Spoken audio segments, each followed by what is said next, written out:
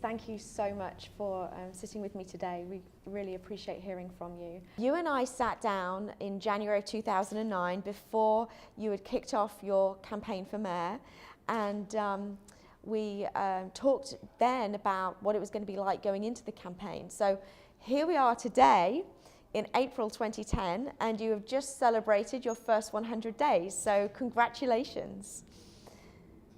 It's great. So before your campaign started, you described campaigning as a combination of a job interview and a bad blind date that goes on and on and on for months and months.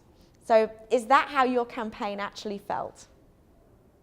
They all feel like that. There are highs and lows in a campaign, but essentially what you're doing night after night, day after day, is going out and selling yourself.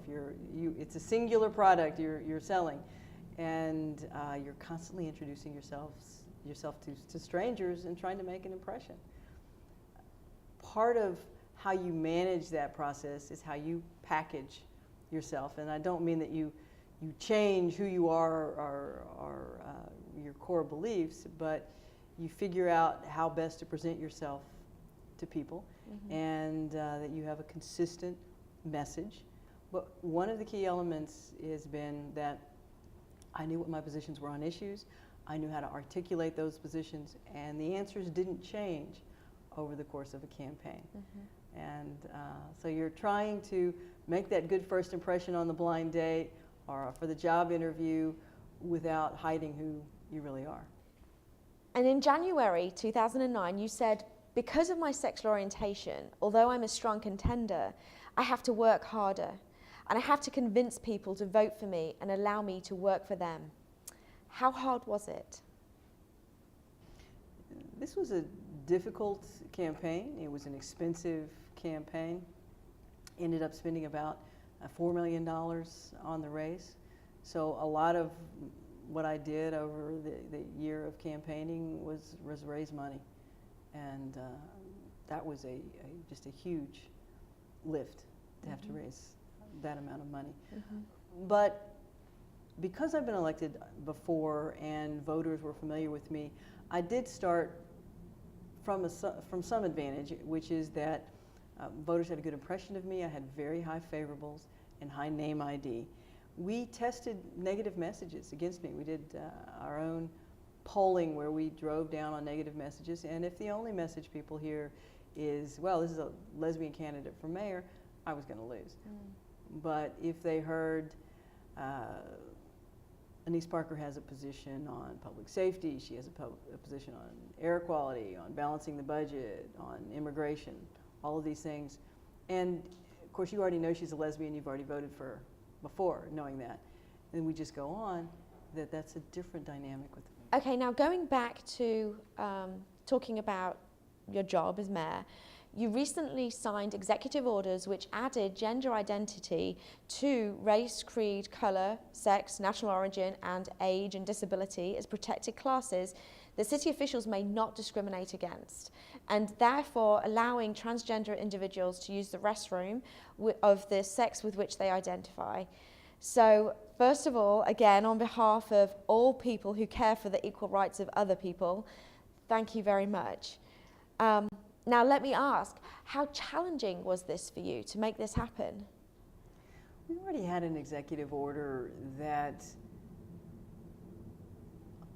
could have been interpreted as including gender identity, but clearly made discrimination again on the basis of sexual orientation illegal. And so this was more a matter of me clarifying what has been long-standing practice and making sure the language in the previous executive order was made more explicit.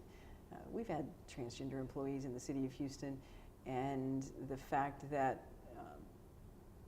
recently there were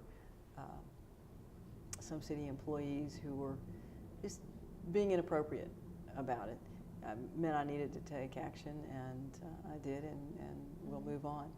It would be nice to see similar protections expanded into the private sector, but that's a matter for the entire council to vote on. But this was something that was totally in my control, and it needed to be done. Looking at your inauguration day, I remember sitting in the audience and seeing you on stage holding Kathy's hand, and just being that here was Houston's mayor sitting on stage with her life partner, and just that image alone immediately advances LGBT equality. What were But I have to be a good mayor. You do have to be a good mayor. It's not just the election. The election was a huge milestone, and a hurdle that we've gone over.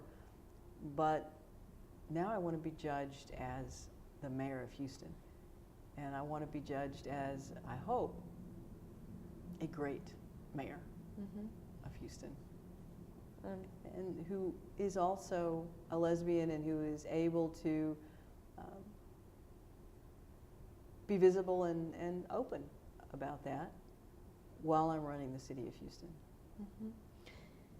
And so finally, going back to the description of a campaign being the combination of a job interview and a bad blind date that goes on and on and on for months and months and months, you concluded at that time by saying that the rewards of the job are worth it.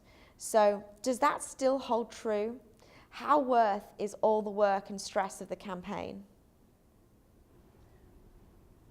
I love my job. I love my city. I am honored to have the opportunity to guide Houston's future, and everything that I've gone through in all the previous campaigns are worth what it feels like to be in this chair, in this office today. Well, we're thrilled you're there, and thank you very much.